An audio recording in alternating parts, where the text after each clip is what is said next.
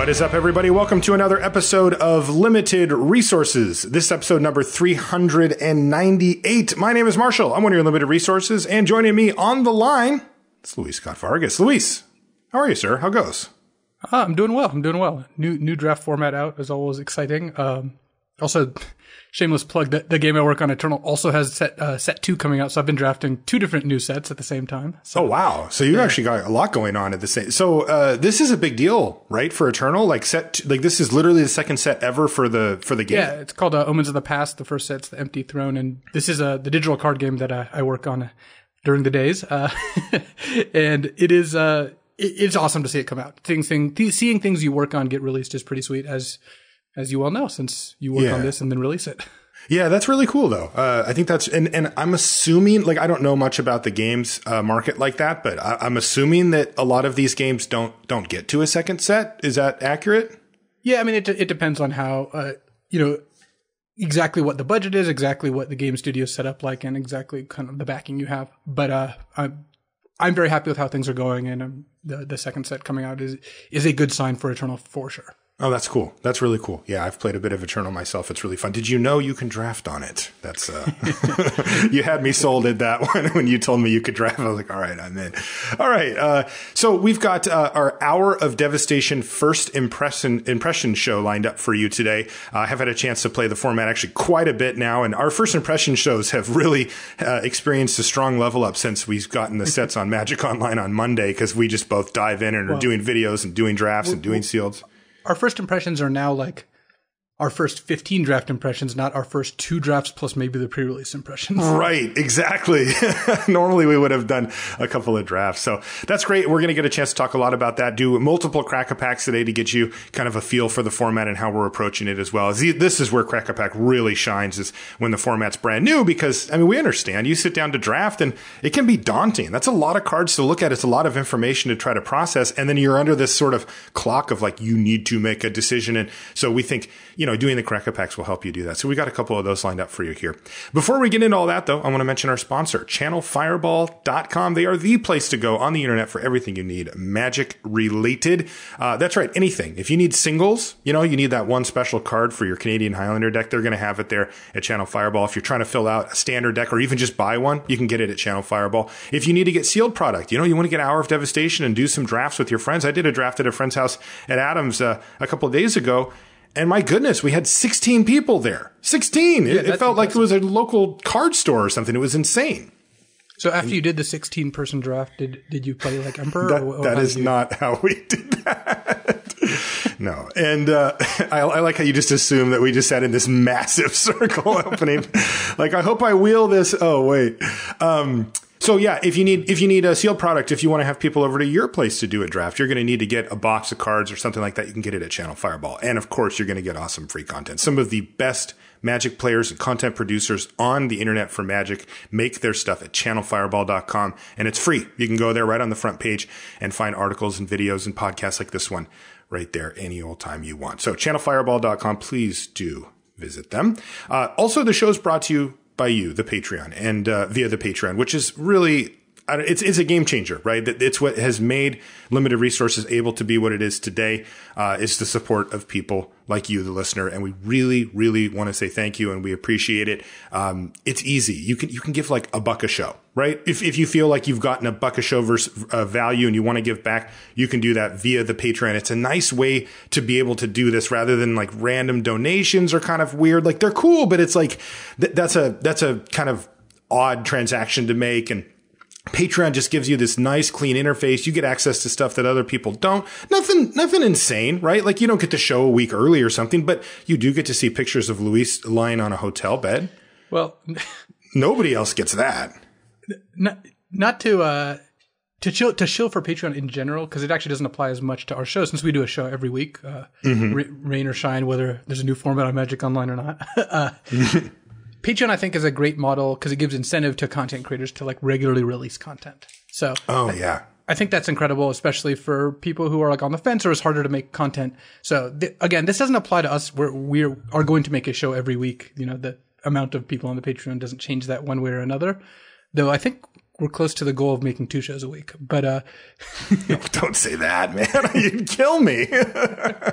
But in general, I'm a big fan of Patreon and what it's done for kind of the ecosystem of content creators. Yeah, I think so too. I think it's really awesome. And like you said, not just for us. So while you're there, you can browse around. You know, a lot of Magic people, a lot of Magic content creators have followed onto Patreon as well. And, you know, I really think it's great to give back to the things that make you happy. I mean, this is kind of the new model that we have in the world these days. You know, before you'd have to work your way up through a radio station or become an on-air TV personality. And usually that meant, you know, going to school for a long time and then being some type of, you know, underling for a while and then finally getting your shot in like a small market. And then if you're really good and the stars line up, you could make it to the big market. But those were all shows that were broad. Right? They covered a wide range of topics because if you turn on the radio, you can't have a show as specific as this one, right? You can't talk about limited Magic on the radio because there's not enough big percentage of the population in any given area that wants to listen to that. So they'll cut the show.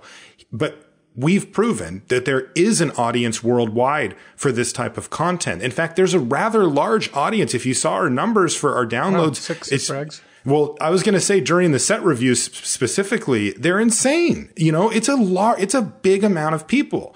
And when you have, you know, a group that big, you know, before they were just not served at all.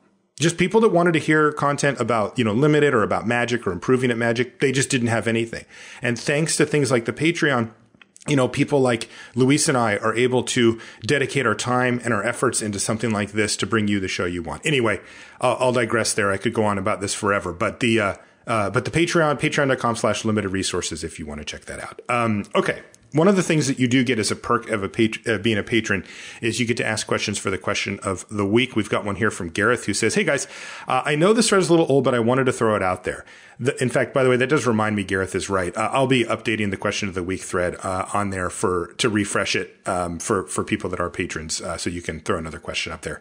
The last few sets have been quite aggressive, says Gareth, and I agree. I was wondering if you could give some advice on racing. I never feel more outplayed than when I lose a race I thought I was in a good position to win. It seems like my opponent was always one step ahead of me.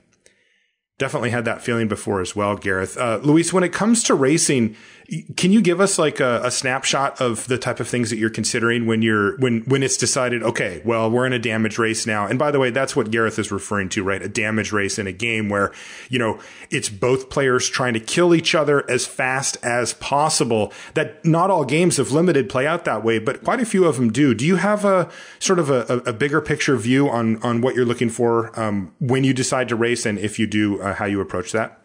Well, the first thing you have to make sure is you're actually winning the race. Like, if nothing changes, who wins this race?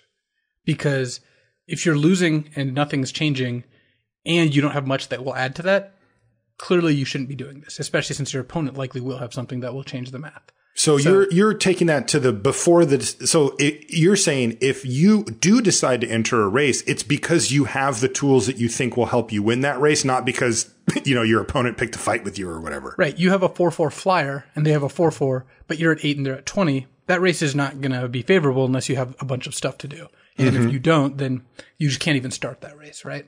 Right. The other rule of thumb, because every situation is different, but there are some rules of thumb I use. One is that your opponent on average is going to play like one board affecting card a turn. And most of the time that's true. They're going to play one blocker. They're going to remove one. That's really good. That's very true. Yeah. One creature, one removal spell, something like that per turn. So okay. When you make your calculations, it means that, let's say you have 2 creatures to attack them. And next turn you need one of them to get through. If they choose to race back, they're probably going to play one blocker or one removal spell, so that looks decent for you. Likewise, if you will die to all 3 of their creatures, you probably need to leave 3 or 4 creatures back, because the odds that they can remove one of your blockers tend to be pretty high. So just basically plus or minus 1 on each side. They can remove one of your blockers, or they can stop one of your attackers. This changes if they have 5 cards in hand and 8 lands in play. I'm assuming they're going to play 2 or 3 cards, but this is the it's turn 5.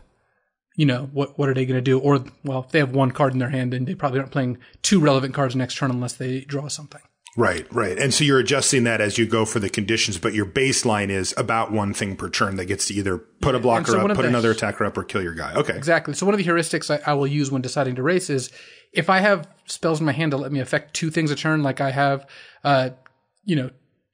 tap two creatures they don't untap, or I have a cheap bounce spell like an unsummon plus a blocker, or I have a cheap giant, like a trick, like a giant growth plus a blocker, or slash extra attacker, then I feel like I'm probably going to stay ahead of my opponent. I'm going to outpace them a little bit.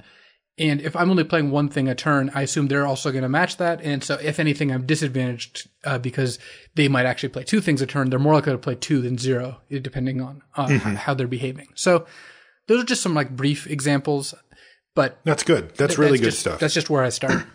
And I think that somehow the most important factor there is, do I enter a race or not?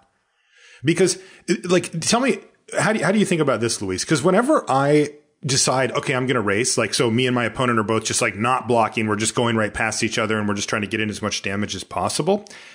I always have this feeling in the back of my head, and the question that I ask myself is, well, one of us is wrong, right? One of us can't, unless we have exactly equal hands or something. I think, I should be putting myself to some criteria of saying, well, do I really think I have the tools to win this race? Because they clearly think they do if they're willing to get into a damage race with me. I think that's where that trick comes in mind. I set it as one per turn, and if I feel like I can't beat one per turn, I feel like they probably have better information than me or a better position than me. So I'm less likely to want to engage in such a race. So it's the sort of thing where that's me trying to account for imperfect information, because it's clearly not right to be like, well, I'm winning this race if we don't do anything, and I've got one thing to play every turn. My opponent's clearly not going to add anything to their board. Right. Of course. You wouldn't take the extreme stance of assuming that your opponent will do nothing. But I also don't think that every turn they're going to bounce two creatures. Right. I just through my years of experience and playing situations like this, I found that setting a baseline of one and adjusting based on cards you've seen in your opponent's deck. If you've seen two unsummons, they're probably going to make two plays in one of these turns. If their deck looks kind of clunky, they're playing a green ramp deck. When they're on 6 lands, maybe they can only play one card a turn. And I think that using that, you can kind of make up for the fact that you don't know what's in their hand. So there's a little bit of asymmetric information. But in general, yeah, one of the people is probably going to be wrong. But a lot of the times, both players have enough information about their own hand that they're like, well, I think I'm the one who's right. That's interesting. Where I get really suspicious is if my opponent starts a race that looks really bad for them, because then I feel like they have something insane. Right, because then you're looking at a more extreme scenario where either they're very right or very wrong. Right. I'm at 16. They attack me with a 4/4 flyer when I have a 4/4 and they're at 8. I'm like, well, they must have a lot of removal in their hand, or they must have a lot of chump blockers or something along those lines. And in that situation, it's pretty clear cut. I have to attack because I can't block. But imagine I'm tapped out and they attack me with a 4/4 ground creature, and I have a 4/4 ground creature. Right, and then next with turn, those life totals, why did they start this race? So yeah, why are they picking a fight? Complicated question. This seems like something we could cover in an actual show as well. Okay, yeah, we should do that. Good question, Gareth. Thank you for that. Okay, let's do some cracker packs here. Let's get into these Hour of Devastation packs. This first one comes from Evan. Thank you, Evan. By the way, I'm going to be putting these rares. I'm going to do a giveaway, maybe next show or maybe the one after, for the rares that I've already got. I haven't given them away in a while, and I've just got a stack of. Oh yeah, I've just got a ton of stuff here that I'm going to be sending away to one lucky patron, and then I'm going to from these packs I'm going to start a new one as well. So we'll be doing that now. Okay, so first card out is called Kindled Fury. It's the red instant. Gives a creature +1/+0 first strike until end of turn. It's a fine card. This is a card you can play two of in the same turn to turn a race. Two of? You play two spells in the same turn. You're like Kindle. Oh, sure. Yeah. It's just a fun card. To do that. Yeah, it's fine. This card's been a little slow for me, but perhaps playable would be a good way to describe it. Aven Reedstalker. This is the 3 and a blue 2/3 flash flying bird warrior. I actually literally have drafted blue once, and the Reedstalker didn't seem all that good when I played against it, so I'm not super high on the card. Okay, I've drafted blue about 6 times, I think, and I have played some number of Reedstalkers, and they varied from okay to kind of not okay. So you can put one in your deck, but this is not a go-to common. Next is Act of Heroism. That's 1 and a white instant. You untap a creature, and it gets +2/+2 end of turn, and it can block an additional creature this turn. Replacement level trick, just like it's just all these cards have been replacement level. Yep. Speaking of, here's Sidewinder Naga. This is the 2 and a green 3/2 Naga Warrior, and if you have a desert or one in your yard, it gets +1/+0 and gets trample. So it ends up being a 4/2 with trample if you have a desert, someplace. Again, not a card I'm that excited about, and I don't really stretch to try to find deserts to make this card good. Like, it's upside, but it's not like Wretched Camel. Yeah, this is not the desert payoff that you're looking for, although it's fine. Kenra Eternal, solid little 2-drop here. This is the 1 and a black 2/2 zombie jackal warrior, and it's got Afflict 1. I actually like this the most of all the cards I've seen so far. I do too. Yeah, I think this is clearly our first pick right now. I think 2-drops are still good, and zombies especially has impressed me. So. Oh yeah, me too. Very good. Next card, Rampaging Hippo. You mad, bro? I like this one. Yeah, you mad. This is me too. 4 green for a 5/6 trample, and has cycling 2. Yeah, this card's been good. It's impressed me. Like, look, I don't want to state it because I don't think it's like some amazing first pick or whatever, but this card's been really solid for me. The 6 toughness has been particularly good. It looks like what Greater Sandworm's supposed to be and now is, which is a good top-end threat you can cycle if you need to. Just the format, as we'll get to, has gotten to the point where I actually like this kind of card a lot. I would still probably start with Kenra over this, but I wouldn't fault you for starting with the Hippo. Yeah, the Hippo has really been solid. Seer of the Last Tomorrow. This is the 2 and a blue 1/4, and you can pay a blue, tap it, and discard a card to mill a player for 3. I've not seen this card do anything. Yeah, I've been really unimpressed. I have boarded it in a few times in my blue decks because it is a 1/4 blocker. There's a few threats that it's good against, but generally speaking, just avoid it. It's pretty bad. Speaking of that, Graven Abomination is the 3 mana 3/1, and it's an artifact creature, and when it attacks, you can exile a card from defending player's graveyard. I'm not playing this card unless I really need it. Yeah, the thing is, the effect is actually kind of nice. Like, the exiling a card from a graveyard, like, you can nab a desert that's pumping up their stuff. You can get an Aftermath card, an Eternalized card.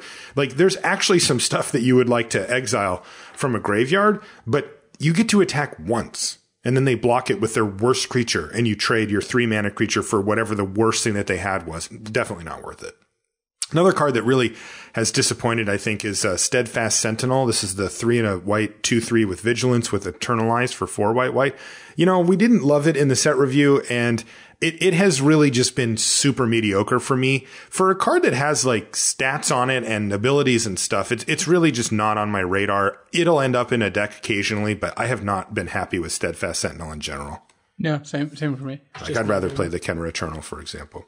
All right, uncommons. Ooh, I love this one. Bloodwater Entity. This is the 1 blue-red flying prowess, and when it enters the battlefield, you can put an instant or sorcery from your graveyard on top of your library. It's 2/2. I have yet to play the card, but it does seem like it's pretty good. It seems like it's what blue-red wants. All right, I don't want to spoiler alert, but I know what the best deck in the format is.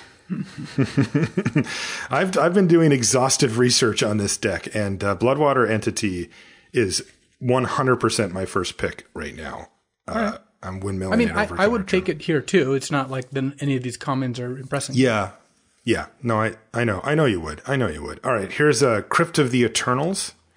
This is it's people, I think, haven't fully absorbed how slow this card is. So when it enters a battlefield, it's a land. When it enters a battlefield, you gain a life, and it taps for colorless. But you can make any of the Grixis colors, but you have to pay a mana to do it. So 1 mana, tap it, and then you can add blue, black, or red. I haven't seen a good use for this. If you're literally Grixis and you're splashing something cheap, I guess it's fine, but I'm not a big fan. It's not even a desert. No, it's not a desert. That's a big knock on it. And then the other thing is just that you have to pay the mana. So don't think that this is free. Like, I had an opponent play this against me, and they're like, well, it's like free mana fixing. And I'm like, read it again. Like, it's not free. Yeah. It's literally not free. Right. And so, like, yes, it's tempting because you, like, get the little life gain, and it's like, why not? But there is reasons why not. There are reasons why not, I should say. Next one also hasn't really impressed me. This is Shafet Dunes. This is the white of the cycle that we actually previewed on the show. It's a desert. It taps for colorless. You can tap it and pay a life to add white mana, and you can pay 2 white, tap it, and sacrifice a desert to give all creatures +1. All creatures you control +1/+1 until end of turn at sorcery speed. I think it's fine. I think if you want a desert, it's a good desert to have in your deck, and I agree. It has a relevant game impact, but I don't think just have yet to lose to it. Yeah, I just have yet to lose to it. No, I wouldn't first pick this card. Right. We've got a foil desert. This is Desert of the Indomitable. This is the green cycling desert. So it enters the battlefield tapped. It taps for green, and you can pay 1 and a green to cycle. I really do like the cycling lands, but I'm not taking one over Bloodwater Entity. Me neither. Now, here's a challenge for you, Luis. This is a hard one, too. This is Mirage Mirror. This is a 3-mana artifact at rare, and you can pay 2 mana to have it become a copy of target artifact, creature, enchantment, or land until end of turn. I think I have no idea how good this card is. Is this good or what? Like, I believe it's quite good. Ben played it against us in the TDSL, and it looked good in his deck, but it's also quite slow. So I can't get a vibe for it. The format being a little slower means that you're going to have time to keep activating this, and it continuously updating as the best creature in play. Man, that's a powerful ability. So, and worth the 2 mana that you have to spend. I believe so. I would take it to start with, but I'd be open to the idea that Bloodwater Entity ends up being better. Okay. Yeah. The thing that worries me about the mirror, because I love that. I love the fact that it scales with whatever's best. It's weird, right? Like it copies it until the end of turn. So like if you're attacking, you can copy it and then attack. But if you want to block, you have to just leave the mana up. Your opponent's going to know exactly what, you can have. And it's a little clunky at 2 mana, but it does seem powerful. Yeah, it's not particularly good on defense, but I think it's powerful. I would want to play with it more. It's on my list of like cards I'm unsure about, but at this point I would say it's better. It's more likely to be good than not. I agree. Okay. That being said, I am taking Bloodwater Entity out of this pack, and I'm doing it almost as a political statement because I'm loving this deck, man. We'll talk about it when we get done with the Crack-a-Packs, but yeah, this is the exact card I want to open. Like, as close as I get to forcing a deck, which is not something I really like to do. This is it. Bloodwater Entity. That is my guy. Okay, let's do another Crack-a-Pack. This one comes from Tyler from Seattle. Thank you, Tyler. I actually met Tyler at a local game store. I went and drafted F&M. It was pretty fun. Phoenix Games, if you're in Seattle. Did you get a sweet promo? Actually, I did get a promo. I don't remember what it was. It was some blue card. That's funny. They put it with my packs, all the packs that I won, pile of packs that I won drafting. Sick frags. All right. Are you ready for this first card? Oh, yeah. It is Solitary Camel. So this is 2 and a white for a 3/2 camel, and if you have a desert and player in your graveyard, it has lifelink. You know that song, like, I think it's called All By Myself? Yeah. I always just sing that song to myself whenever I see like you shouldn't be allowed to have 2 of these in play. Can you have this and a Wretched Camel, or does that also violate? I think that's fine. The Wretched Camel is clearly no longer a camel. But 2 solitary camels. Yeah, that's absurd. I think Solitary Camel's fine. It's, again, replacement level. Like, if you have 2 deserts in your deck, it's a fine card, and I'll usually play it. It works especially well with pump spells, but can't really imagine first picking it. Yeah, same. Yeah, replacement level indeed. Speaking of, Disposal Mummy. This is 2 and a white for a 2/3 zombie jackal, and when it enters the battlefield, you can exile a card from an opponent's graveyard. I've played this when I'm in zombies. Yeah, but and then otherwise I don't really play it outside of zombies. Yeah, I agree. And it's similar to the camel. Oh, here we go. All right, we've set the bar very high. We've opened an open fire. All right, 2 and a red, instant, deal 3 damage to target creature or player. Right. I think it's the second best common, so I'm happy first picking. Second best common. Yeah. I have it at number 1 right now. Oh, we'll talk about that in a little Ambuscade bit. Over oh, you like Ambuscade better? Okay, yeah. Ambuscade's really, really good too. Yeah, they're very close. I don't know which one's better. That's a great question. Ambuscade is fantastic too. Maybe Open Fire's better. I don't know. Next is Beneath the Sands. This is 2 and a green for a sorcery. Search your library for a basic. Basic land, put it on the battlefield tapped, and then shuffle. Or you can also cycle it for 2 mana. A lot of mana fixing and ramp in this set. I think it's actually playable. It's in a 3-color ramp deck. Yeah, I think so too. It's not fantastic, but it's playable. I mean, what you're really saying is that a 3-color ramp deck might be playable.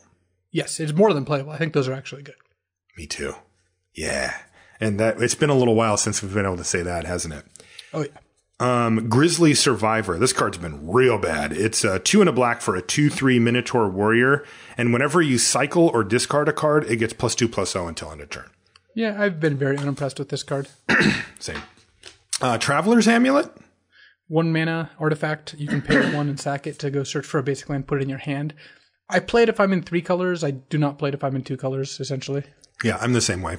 Unless I have really restricted mana cost, but it hasn't come up yet. So if you are in 3 colors, do you replace this? Like, does the first amulet just sub in for a land? Yeah, because if you have 1 land plus an amulet, that is just a 2-land hand. It's a little, you have to spend a turn doing it, but it does count as like 16 land on an amulet is effectively 17.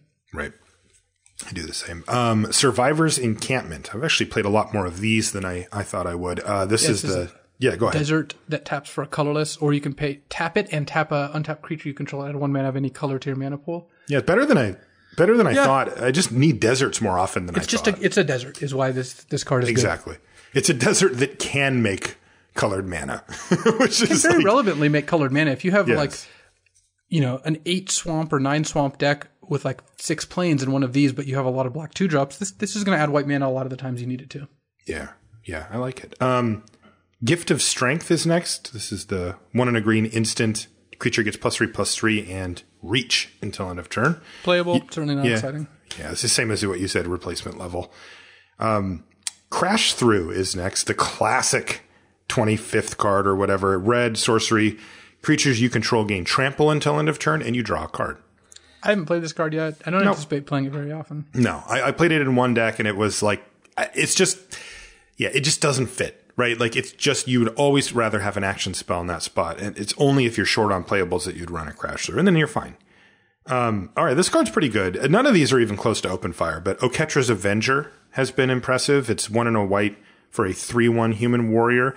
And when it attacks, you can exert it. If you do, this is a little tricky. It prevents all combat damage that would be dealt to it. I think a lot of people just read that as indestructible. Which isn't the case. Not. You can still open fire it during combat and whatnot. Yeah, which does come up a little bit, but for the most part, it just means, you just can't mess with it in combat. Yeah, really aggressive. It's really kind of the premier 2-drop that I've seen for the aggressive decks. Yeah, aggressive decks need this card. So after open fire, this looks like my pick, but I would still take open fire. Me too. All right, let's get into these uncommons. Ooh, I like this first one. Merciless Eternal. This is 2 and a black for a 2/2 zombie cleric with Afflict 2, and you can pay 2 and a black and discard a card to give it +2/+2 until end of turn. Definitely a good card. I think it's actually third in line. I would take Open Fire and Oketra's Avenger over it, though I can see an argument for taking it over Avenger. Yeah, I think at this point my order would be Open Fire, Eternal, and then Avenger, though, very close. But it's a good card, but again, not as good as Open Fire. This next card, I want to like you so much, Dune Diviner. You're 2 and a green for a 2/3 Naga Cleric, and you can pay a mana, tap an untapped desert you control to gain a life. I think it needed to just tap the desert, not have to pay a mana. Not the mana. As is, it's costing you 2 mana a time, and it's just not worth it. It's not worth the hassle of putting deserts in your deck. Like, 3 mana 2/3 that said 2 colorless gain a life would be very good, I think. I think so, too. Also, I think just not that. Yeah, like when I rated this originally, I remember rating it higher. And I think I'm just like shell shocked from having played Triple Amonkhet for 3 months or whatever, where like, a way to get back some life could actually be useful, especially on a creature that can block and attack itself. But here it feels like that's a little bit less. Like, it still exists. Like, I still like the idea of this incidental life gain, but the body as a 2/3 for 3 is like just a little under expectation. So I think the card's still playable, but it's not good, right? Like, you don't look at that card and go, oh, that's a good card. You want that card. It's like, you can put it in your green deck. Okay, well, this got a little weird. Shafet Dunes. All right. Okay, so we know that. And guess what our rare is? It's another Mirage Mirror? Yeah, it's another Mirage. Well, I'm going to take Open Fire over Mirage Mirror. I mean, I am too, for sure. So, you know what else I'm going to do? I'm going to take another pack. This one's just going to come from my drawer because I'm not, like, we got the same rare twice. Like, what the? No, we're not doing this. We're doing another Crack-A-Pack, Luis. All right. Get out of here. If I open another Mirage Mirror, I'm flipping this table. And it has 2 computers on it, so it'll be pretty epic. This pack comes from Marshall from Seattle. All right, thank you, Marshall. All right. First card out. Kenris Scrapper. Been very impressed by this card. Oh, yeah. 2 and a red for a 2/3 Jackal Warrior with Menace, and you can exert it to give it +2/+0. The cool thing about it is that it always has Menace, right? Like a lot of the exert creatures, we're used to saying it gets a little bigger and some bonus. This one, they split it apart. So it always has Menace, and then if you want to pump it, you can get in for the extra 2 damage as well. I think I drove people crazy in my first video. I kept wondering why they weren't exerting to give it Menace, and that's just not how the card works. Sure. But yes, yeah. it is very powerful. I think this card is a card I'm not unhappy to first pick. No, I think it's just good. Yeah. And here's one thing that I was thinking about. I was playing this card the other day. So for most of the exert creatures that we were used to, if you chose to exert it, you were often doing less damage in the aggregate than if you could attack normally, right? Yeah, like I'll use Gustwalker. The same amount. Yeah, but this does the same amount on average, which is kind of interesting. Although over the short term, that's not necessarily true, right? You could do 2 then 4 and do 6 over 2 turns rather than than 4-0 or 2-2. But in general, this does not give up damage to get the bonus. So what would make your decision? What would change your decision about? Like I've been just attacking without exert if I can get the creature through, thinking that the one turn when it matters more, I'll be able to do it.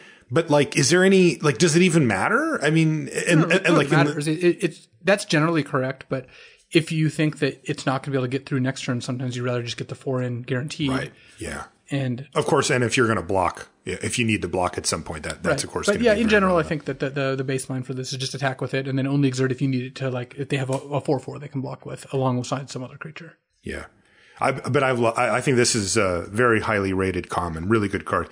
Next is Dutiful Servants. This is the evolution of, what are they called? Those Who Serve. Those Who Serve. This is 3 and a white for a 2/5 zombie instead of 2 and a white for a 2/4. I don't like paying an extra mana for +0/+1. So this is mediocre unless you're dedicated zombies, at which point it's like slightly above mediocre. Oh, here's a good one. Here's a good question too. Kenris Scrapper or Puncturing Blow. This is the 2 red sorcery, and it does 5 damage to a creature. And if that creature dies this turn, you exile it.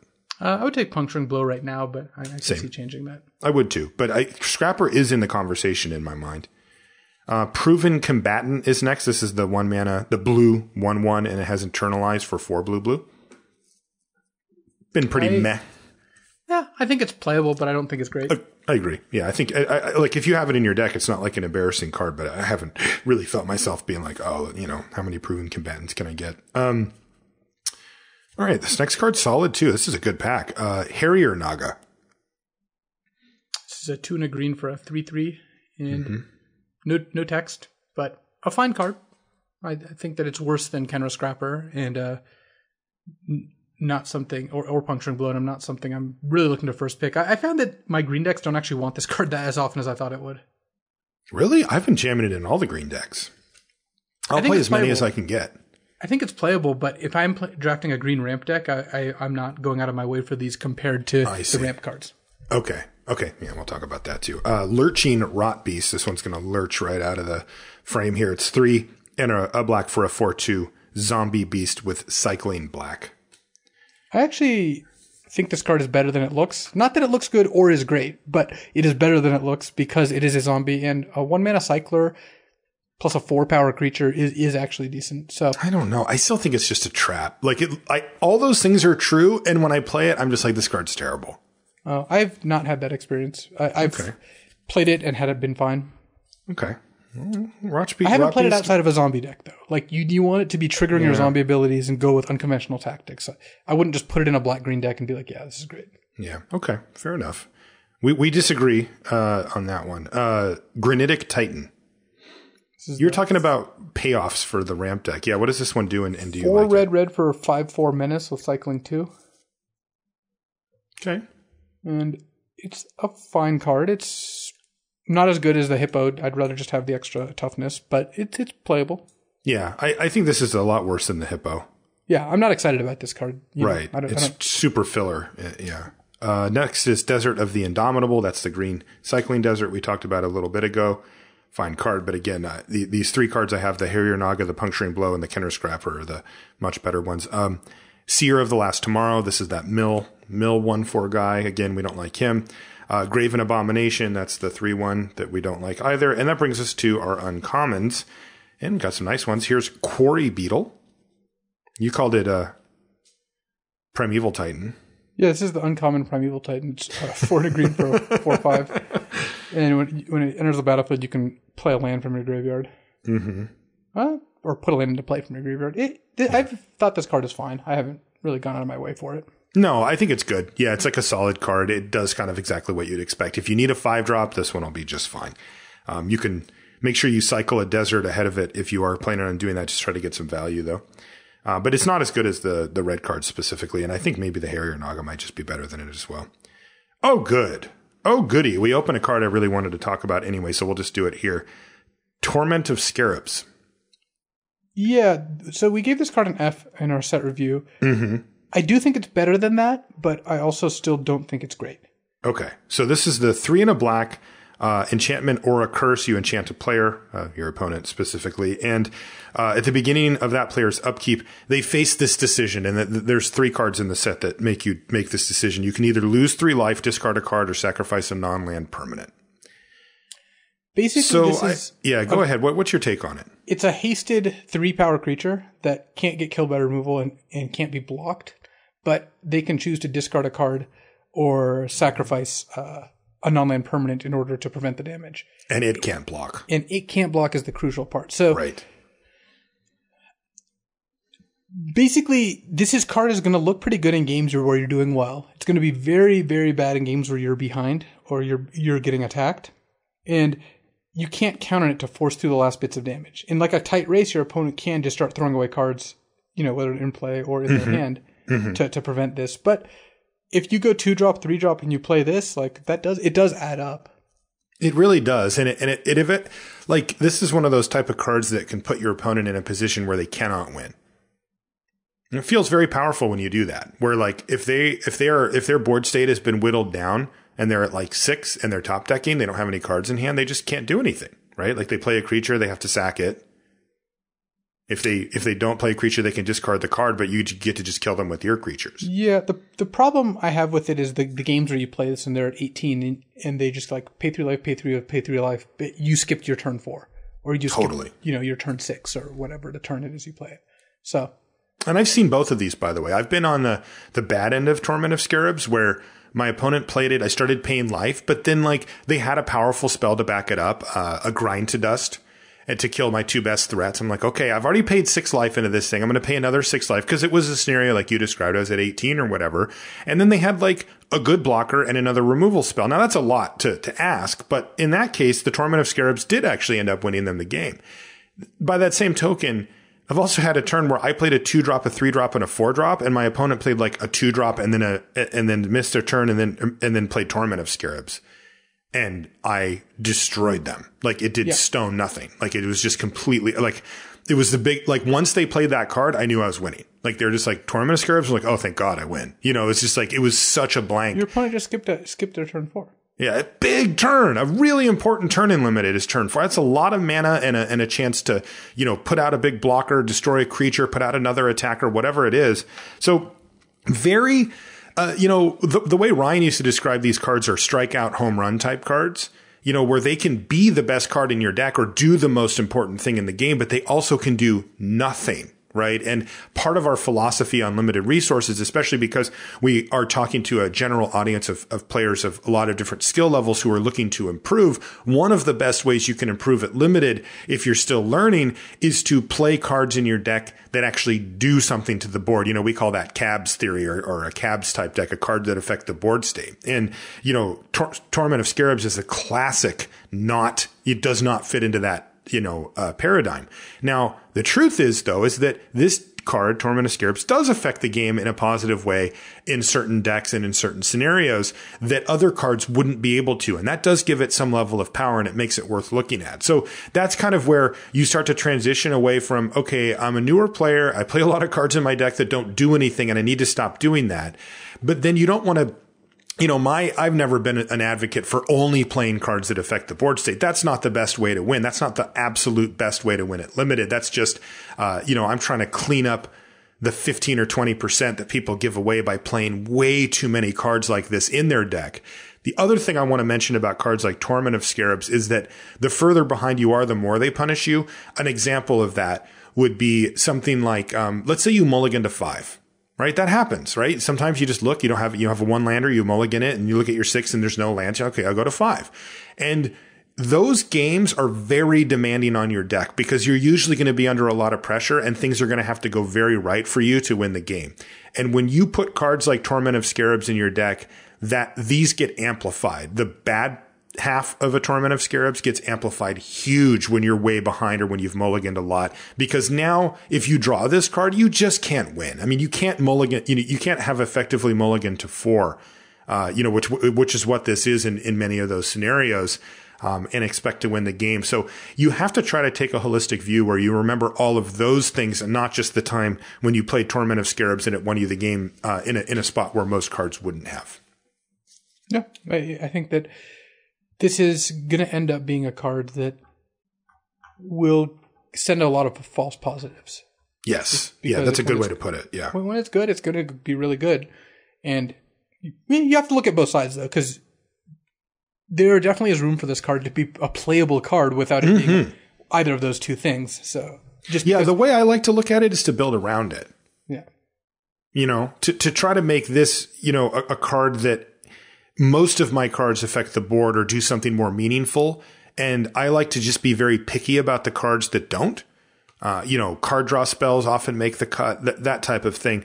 And this can be that card. It's just you need to build around it. The other question I have for you, Luis, is so you were describing it as kind of like this haste creature. Like that made me think of like an aggressive stance.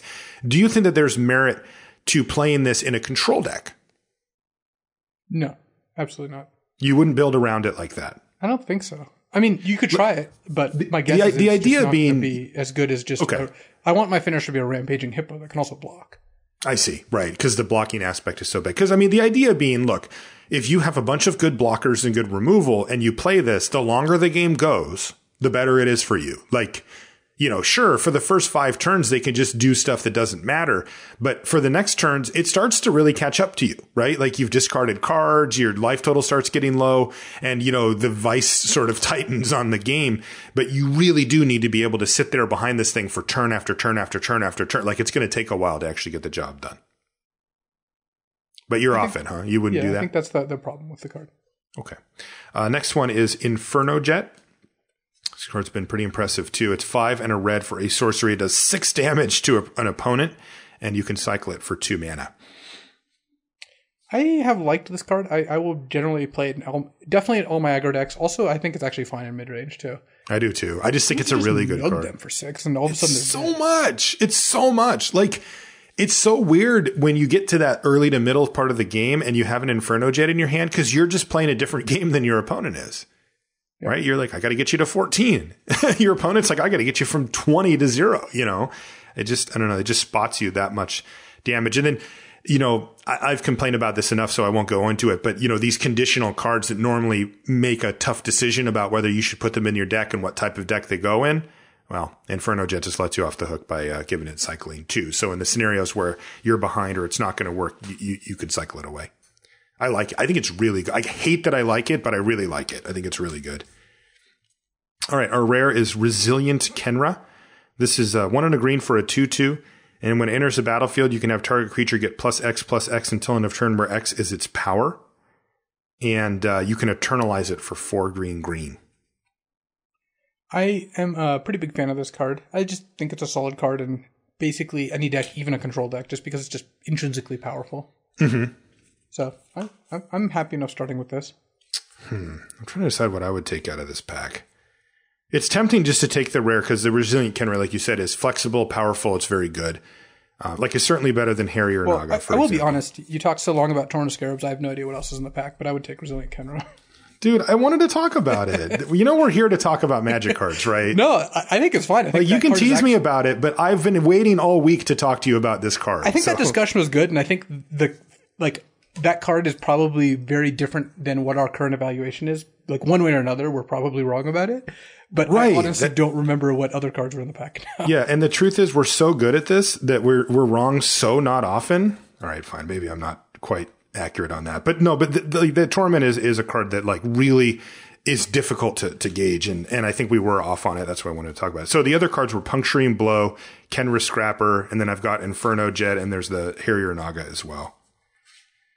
So basically, it's probably Puncturing Blow or Resilient Kenra. I would take Resilient Kenra over Puncturing Blow, at least at this point. Maybe I'll change my mind after I play with it a few more times, but it looks pretty good to me. I think I would too. It's really close, though. I might just take the Puncturing Blow. I'd probably take the Kenra. I'm a real sucker for the early game, late game cards like that. Okay. Now that we got those Kraken packs done, what do you think of the format? What has been your biggest impression? The one sentence, what is the difference between the last format, because we have 1/3 old cards, is the format's slower. You're not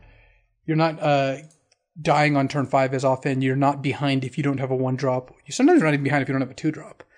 And that opens up the possibilities for more different decks to kind of emerge and more different strategies. So, can we just say hooray? Yeah, we can. I mean, it's not... Look, I think we get a little bit of a bad rap for being against aggro. Like, I actually do enjoy playing aggro, and I played tons of aggro decks, in general. But I do think that a format like Triple Amonkhet, where you had, cartouches and good 1-drops and great 2-drops that you couldn't block, like, it was just low on interaction. Regardless of what kind of speed you like, it was a low interaction format. And this format's just different than that. It is high interaction. So, I think my favorite deck right now is Green Ramp. Okay. Just because you get a wide range of cards you can play and you can finish with, and there's a decent amount of fixing so that you can play 3 colors. So I've been happy with cards like Rampaging Hippo and Greater Sandworm at the top end, and especially impressed with Oasis Ritualist, the 3 and a green 2/4 that taps for any color, or you can exert and tap it for 2 of any color. You've been liking that guy, huh? It gets you to 6 or 7. Cards like Sifter Worm are just great. Oh my God, Sifter Worm is so good. Yeah, it's no Palak Worm, but it's pretty close. And God, is it better? I think Palak Worm's still better. Palak Worm gives you an additional card and gains you always 7. Like, those are both pretty. Oh yeah, so on average you're not nearly gaining 7 from the Sifter. Okay, that's fair. Did Palak Worm unless have you're trample? Sifting into Sifter, which is of course the but, Did Palak Worm have trample? It did. Okay, yeah, that's nasty. But either way, you can play 6s and 7s. You can you have good ramp to get you there and the time to do that.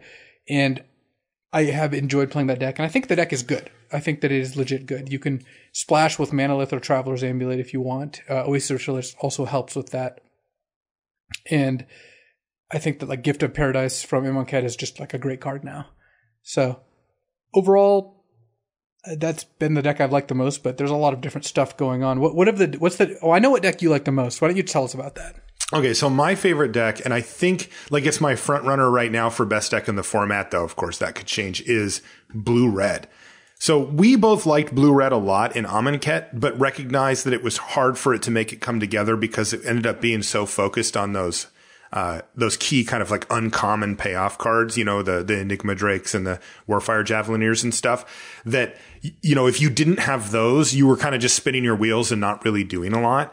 But here, that does not seem to be the case. And you can still get those payoff cards in the 3rd pack, and there's plenty to pay you off in these packs as well. And I've been really impressed by it. So some of the cards and some of the ways that I've been going about this strategy, Firebrand Archer, right? This is the 1 and a red 2/1. And whenever you cast a non-creature spell, it deals 1 damage to them. It's like, okay, that's pretty good. Like, you look at a card like that and you think, okay, that's fine. And it is. But when you get multiples of these going and you like cast a removal spell or something, boom, your opponent's taking 2 damage, and that stuff starts to add up really, really fast. Cards like Frontline Devastator. And these are just the boring commons, by the way. That's the 3 and a red 3/3 with Afflict 2, and you can pay 1 and a red to pump it. This is another type of card that's just easy to overlook, but you can get in a good amount of damage with it, either by pumping or just by attacking. And then at some point, the Afflict becomes inevitability. Same thing again. I'm kind of working towards this with the Firebrand Archer and other Afflict creatures as well. The Kenra Scrapper is a big part of the puzzle because it just was responsible for so much damage as it goes in. Open Fire is massive in this deck, because it's probably one of the most efficient and best things you can put back on top of your library, with the Bloodwater entity that we talked about. And the Bloodwater entity, by the way, is like, You know how when we do the set review, we've been picking the gold uncommons as sort of signposts for what the each archetype's trying to do. And sometimes they're dead on and sometimes they're a little bit misleading.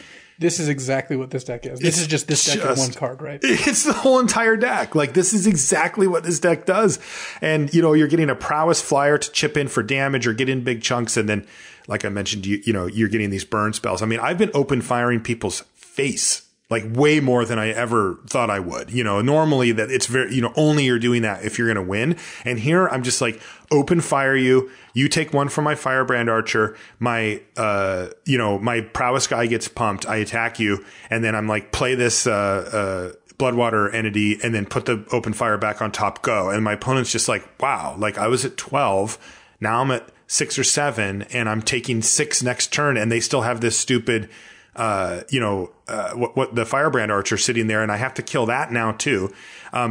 Also, I've been trying to take advantage of the desert synergies. So Sand Strangler is a card that's been awesome, as we predicted, and it goes in this deck just fine. It's totally fine to put these desert type cards in because the two main ones that you'll get, if you're lucky, you get that guy. And then there's also Unquenchable Thirst, which has performed pretty well for me. And with desert, it's just really good. But on top of it, out of blue, you get Unsummon, which, I mean, you know what that does, right? I mean, it sets you up with prowess triggers, Firebrand triggers, and then allows you to get in for more damage. And even cards like Spellweaver Eternal, which is like a pretty mediocre card. It's the 1 in a blue 2/1 with prowess and Afflict 2, can be a huge source of damage if you're willing to draft around it in the way that I've described here. You also get cool uncommons like Eternal of Harsh Truths, which is the 2 and a blue 1/3 with Afflict 2. And if it goes unblocked, you get to draw a card. You know, that can be an engine. Underrated a lot, actually. It's awesome. I will say that I'm up on that card as opposed to before, because I think blue, partially because of this deck, does have an aggressive bent to it. Didn't we give it a pretty good grade? I didn't in the written set review.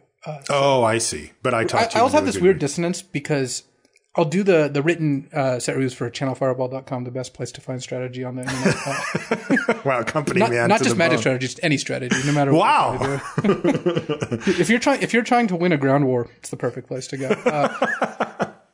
No, but I do those, and then the ones earlier in the week. By the time I usually start doing we do our review like a day or two later, and I've already done maybe like half of the cards.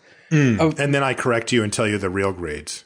Yeah, essentially. I mean, us talking about it does change my mind sometime, which is a good sign. And then sometimes I'll actually have a little more experience with the card or have talked to other people about stuff. So it's just funny seeing how things evolve.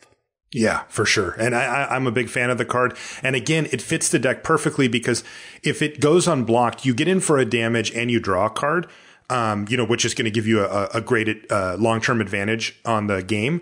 But if it doesn't, like if they have a wall or a 2/3 or something, the Afflict 2 really adds up quickly. Like that is still a good amount of damage. You get Aerial Guide, right? 2 and a blue 2/2 flyer. And when it attacks another target, attacking creature gets flying until end of turn. So you can, you know, for example, send your Eternal of Harsh Truths up into the sky to start hitting them. That's really good. I've been playing Strategic Planning, which is the 1 in a blue sorcery. Look at the top 3 cards of your library, put one of them in your hand and the rest in your graveyard. This serves 2 roles.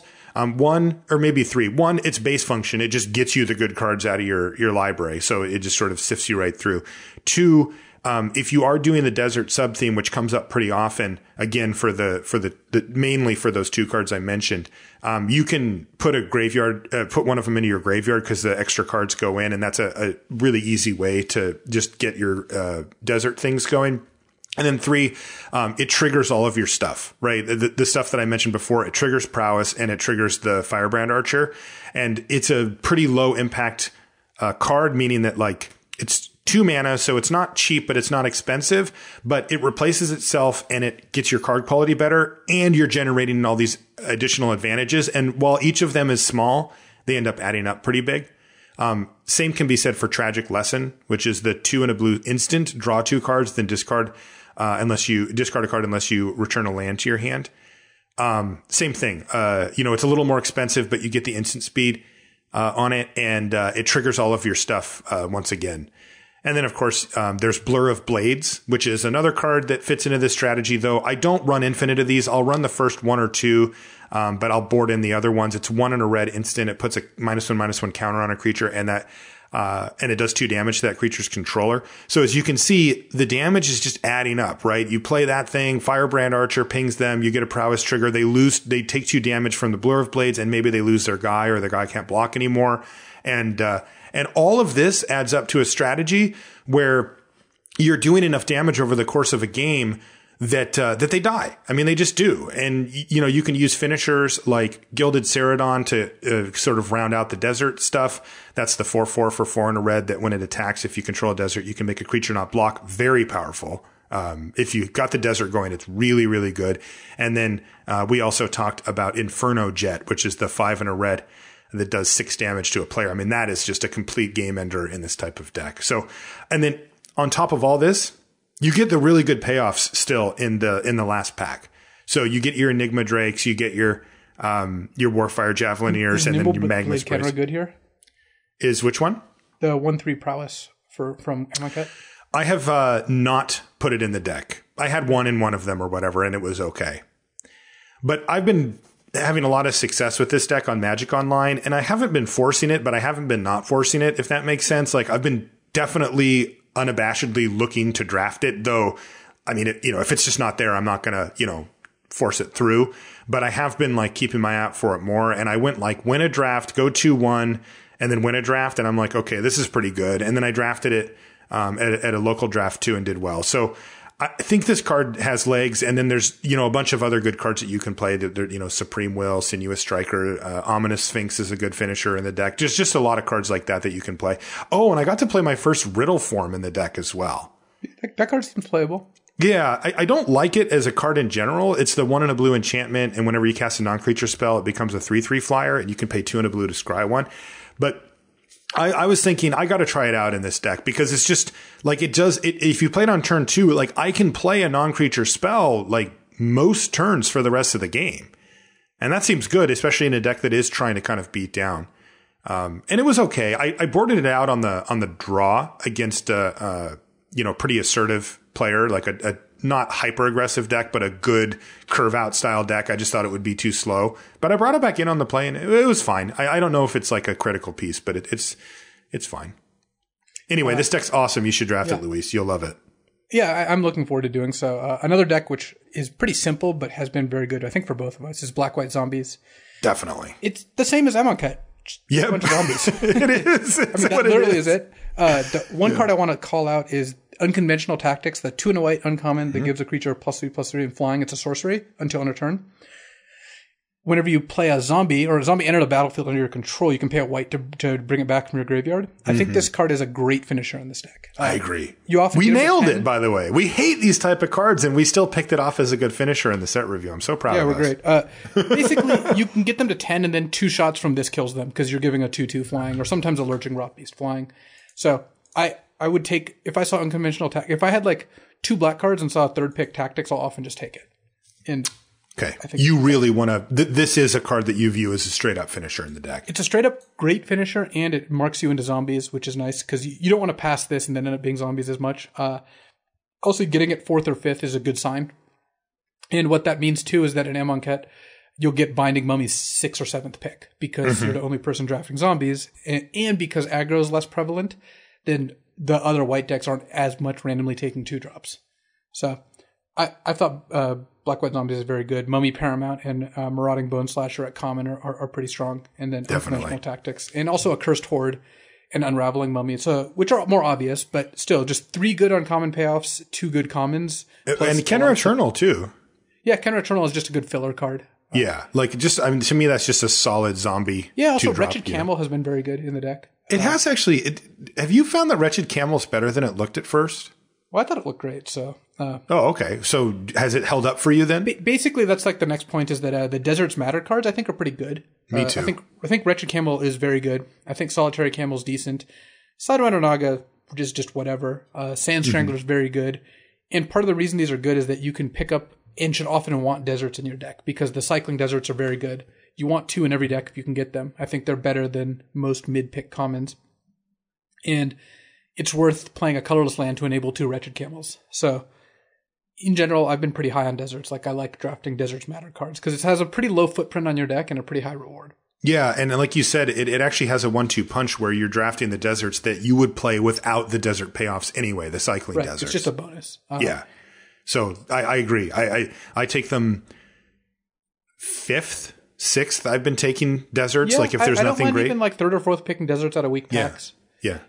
So besides the green ramp decks, the black, white zombies, and blue, red, I haven't nailed down any specific archetypes I wanted to talk about, but some general format notes like 3 to 5 cost creatures are a little better because the format's slower. So cards like Bitterbow Sharpshooters, the 4/4 Vigilance Reach is just, I think, a good card. Yep, I love that guy. Casting it. The defeats, I think, are very good. The sideboard cards, so specifically the Mardu colored ones, Chandras, Lilianas, and Gideons.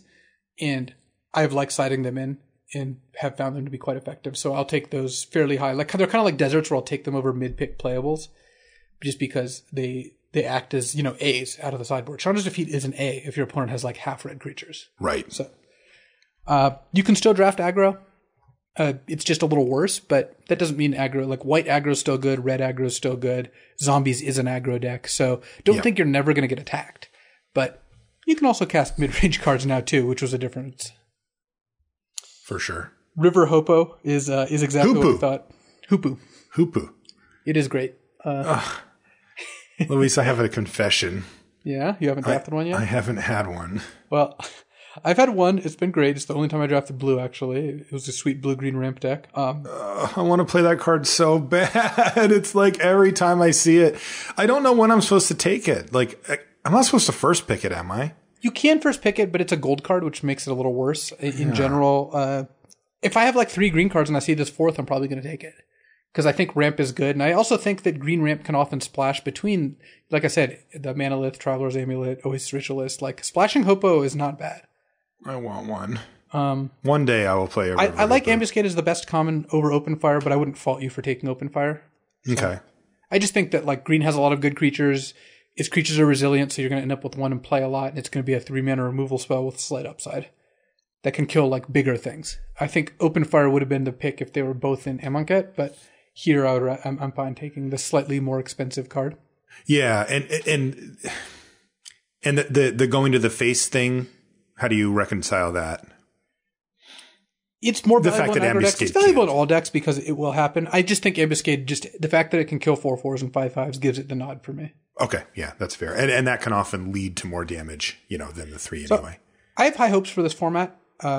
In some ways, I want to call back to our Amonkhet initial impressions in terms of cycling, where I think cycling's actually good now. It wasn't good in Amonkhet. Yeah, it ended up being too slow. But I think cycling cards are actually good now, the expensive ones especially.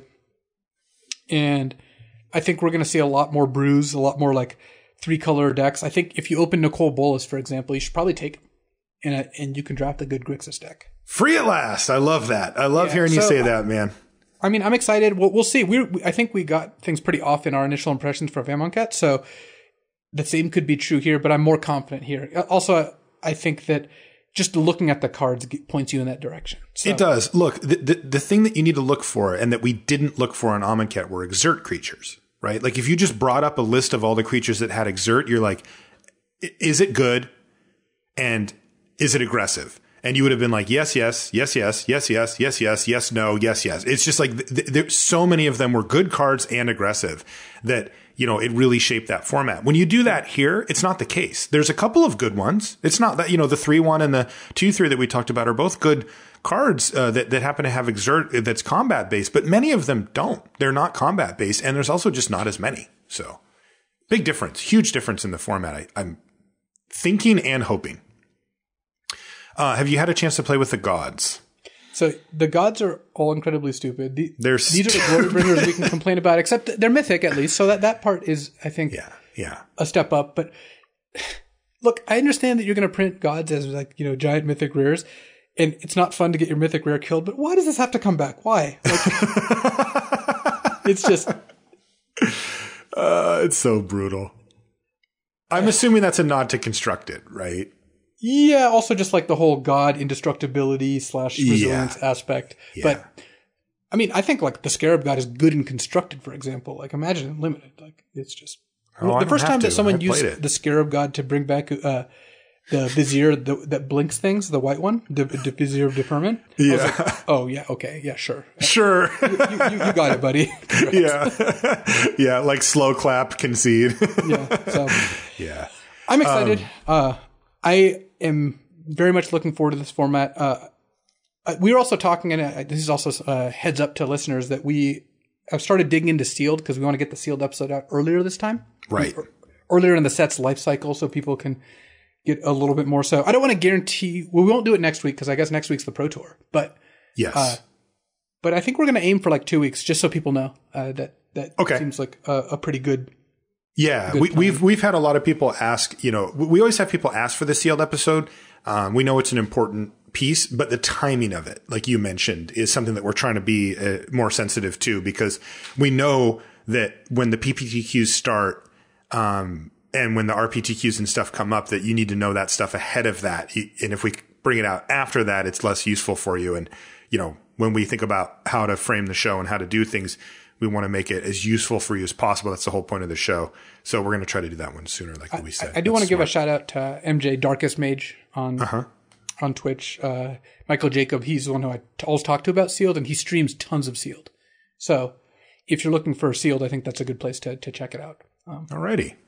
Okay. I'm excited for this set. Like, I'm tentatively excited. I mean, look, I enjoyed Amonkhet quite a bit. I did a lot of Amonkhet drafts, despite the fact that I getting, cartouche of Zealed out on a Gust Walker to get a little old. This looks like exactly my kind of set and your kind of set. So yeah, right in the middle, right? I mean, look, you can play all the different archetypes. Like, yeah, you can play Beatdown. Green still on Rose's Stalwart. Catcher's Avenger's still a card, but you can also draft Nicole Bolas and Rampaging Hippo. So yes, yeah. See, that's what I want. I just want to balance. I cast Overwhelming Splendor in my first draft on ChannelFireball.com, the best place for. God, you are really going hard today. Yeah. No, I mean, I had a deck with 3 Resolute Survivors. That's the 1 red-white 3/3 with Exert, drain them. 3 is just bringing up the score. Come on. Yeah, it was insane, right? I mean, so you do get these decks sometimes, and I think that's a good thing. It's good. It's healthy to keep a format in check like that. But again, the snapshot I had for Amonkhet was I open a sweet 7-mana rare, of which they've put quite a few in the deck in the format, and I feel stupid for picking it. I don't like that. That part is dumb. No, but if I take Nicol Bolas, I don't feel stupid. I feel like, okay, I can make this work, and if I lose to the aggro deck, fair enough, But I don't want to expect to. So we will have a lot more info next week, and I'm just excited. I don't know. I want to go draft again. So. All right. Let's call this thing a show. Yeah. So you and I will be in Japan next week, and we'll be recording from there, after GP Kyoto, but before the Pro Tour. And we'll have a lot more information about how things have developed since, and hopefully they stay on the same track. That is going to do it for this episode of the show. If you want to find, our sponsor, that's ChannelFireball.com. Maybe you've heard of it. But seriously, I really do, we're really careful. I'm really careful about, what we pick on the show to sponsor and stuff. And I wouldn't have just taken a sponsorship from any site. I'm really, really picky about it. And Channel Fireball absolutely meets my standards. And I'm happy to have limited resources associated with them and me as well, because they're a great company and they'll take care of you. And I really appreciate that from them. Also, one thing that I like to mention on the show, just because so many of you are primarily limited players who listen, if you want to get the most value for your cards, the cards that you open, your rares and stuff that you take out of your drafts, those don't usually become a deck, right? Like you get a pile of rares that's some nice stuff, but it's not enough to make a standard deck. And often they just end up sitting there, and that's not good. You want to make sure that you're using the cards to your best advantage. And one of the best ways to do that is to sell them back to Channel Fireball, and they'll give you a 30% bonus if you're trading them in. And that way you can get more booster packs and keep drafting. And that's kind of what it's about, right? You want to fund your next draft. This is a very efficient way to do that because you're getting such a big bonus for trading them in. And if you're not going to use those cards, you should just do it because, once they rotate out of standard, they're going to lose a lot of their value anyway. So don't be lazy, send them in. And, you can also just get cash. Like if you just want money, you can just get straight cash for them too. If you want to find us on social media, Marshall_LR. Luis is LSV. You can come say hi. We're on Twitter. We're on kind of everything. You can find everything related to the podcast at lrcast.com, including links to all the stuff that we do. And I would encourage you to check out my new YouTube channel, MTG Breakdown. I've got enough with the shilling. Yeah. I have to say it, but I've got some vlogs up there. I'm going to be doing more of those in Japan, and I've got other types of content coming as well. I'm going to be putting up a video about my vote for Hall of Fame shortly here as well, and any other topics. And feel free to hit me up on stuff that you want to hear and see on that channel as well, as I'm still kind of in the development stages for it. So I'm open to a lot of suggestion at this point. That's going to do it. Thanks so much for hanging out. We'll see you next week. So one thing I've been thinking of recently is the effect automation will have on jobs in specifically in the magic industry. So as robots are taking everyone's jobs and all that. In the magic industry, okay. Well, imagine instead of paying someone to sort cards, grade cards, and file cards, you got a robot that could do that. You already have, robots that can, recognize cards. Yes. Program that can look and recognize cards. Mm-hmm. Okay. And by doing that, that could actually end up outsourcing a lot of the work to, if you had a machine that was cost effective to do that. And so that's just one example of a way that you could end up getting replaced, which, depending on what you do, it could be a danger. Wow. It makes me not want to enter that particular field. Well, see, the other field that, another example that I'm worried about is play-by-play commentary. Whoa, wait a minute. if you had a robot, literally all you need is something that can just detect what card gets played and just say the card. You open each Wait, that's what you think we do in the play-by-play? With a canned intro, you have a menu with a certain amount of relatively basic, uninteresting questions you ask. Oh my God. The color commentator. What is wrong with you? And when the round ends, when the game is over, it just detects the winner and just announces who won, and then that there will be commercials. And I'm just worried for all the grinders, the play-by-play commentators out there who their jobs are at risk. I'm lucky that I'm a color commentator because, no robot's ever going to replace me. The amount of strategy and depth and wit that it takes to be a color commentator puts me in a pretty safe position. But if I were a play-by-play commentator, I would be worried, and I would be looking at potential backup options. It's kind of like if you were a podcast host that did the intro, for example. That's a job that's at risk. In a couple of years, there. Wow. Did you really say detects the winner? Jesus. I'm just looking out for you, Marshall. That's all I'm trying to do. Thanks a lot. Jokes aside, I actually do think that how society handles automation and the fact that we just don't need everyone to work all the time is very real, is beyond my abilities. Fascinating subject. But for sure, I don't think the idea that everyone has to work 40 hours a week is good. The whole point of all these inventions is not so one person can make $10 million a year. It's so that just humanity has to work less. That'd be great. So you can do sweet things like play magic or, learn the make fine art podcasts or be a play-by-play commentator.